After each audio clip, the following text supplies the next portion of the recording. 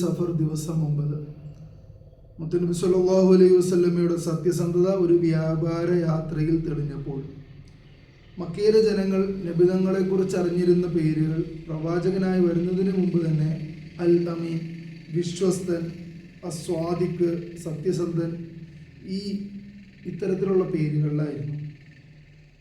ഇതൊരു പേരായി മാത്രം ലഭിച്ചതല്ല. മുത്തുനബി സല്ലല്ലാഹു അലൈഹി വസല്ലമയുടെ ജീവിതം തന്നെയാണ് ആ വിശ്വാസ്യതയ്ക്ക് സാക്ഷ്യം. ഖദീജ ബിൻത് ഖുവൈലിദ് റളിയല്ലാഹു അൻഹ മക്കയിലെ സമ്പന്നയും മാന്യയുമായ ഒരു വ്യാപാരിയായിരുന്നു. അവരുടെ വ്യാപാര സാധനങ്ങളുമായി ആളുകൾ യാത്ര ചെയ്യാറുണ്ട് പൊതുവെ. അങ്ങനെ മുത്തുനബി സല്ലല്ലാഹു അലൈഹി വസല്ലമയുടെ സത്യസന്ധതയും വിശ്വസ്തതയും കേട്ടറിഞ്ഞ ഖദീജ റളിയല്ലാഹു അൻഹു മുത്തുനബി സല്ലല്ലാഹു അലൈഹി വസല്ലമയെ തൻ്റെ വ്യാപാര യാത്രയ്ക്കായി നിയോഗിച്ചു. മൈസറ റളിയല്ലാഹു അൻഹയും കൂടെ ഉണ്ടായിരുന്നു. മുത്തുനബി സല്ലല്ലാഹു അലൈഹി വസല്ലമ തങ്ങൾ ഷാമിലേക്ക് അങ്ങനെ യാത്ര പോയി, വ്യാപാരം നടത്തി തിരികെ മക്കയിലേക്ക് എത്തി. എന്നാൽ അവിടെ മൈസറ റളിയല്ലാഹു അൻഹു കണ്ട കാര്യങ്ങൾ ഖദീജ റളിയല്ലാഹു അൻഹയോട് വിവരിച്ചു. മുത്തുനബി സല്ലല്ലാഹു അലൈഹി വസല്ലമയുടെ സത്യസന്ധത, മുത്തുനബി തങ്ങളുടെ ഉന്നത സ്വഭാവം, മുത്തുനബിയുടെ ഇടപാടുകളിലെ വിശ്വാസ്യത, ഇതെല്ലാം ഖദീജ റളിയല്ലാഹു അൻഹയെ ആഴത്തിൽ സ്വാധീനിച്ചു. പക്ഷേ ഇവിടെ ഒരു കാര്യം ശ്രദ്ധിക്കണം.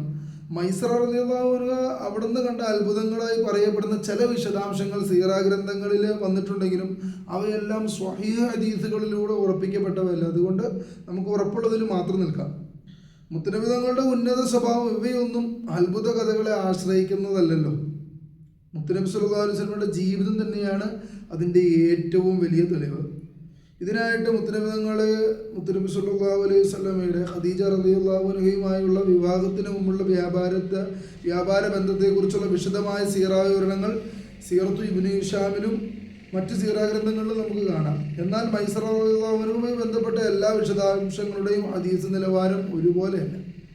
ഇന്നത്തെ പാഠം: ഒരു മനുഷ്യൻ്റെ യഥാർത്ഥ മൂല്യം അയാൾ സംസാരിക്കുന്ന വാക്കുകളിൽ മാത്രം കാണില്ല, അയാൾ ഇടപാടുകളിൽ എങ്ങനെയാണ് എന്നതിലാണ് പൊതുവെ അത് കാണപ്പെടുന്നത്.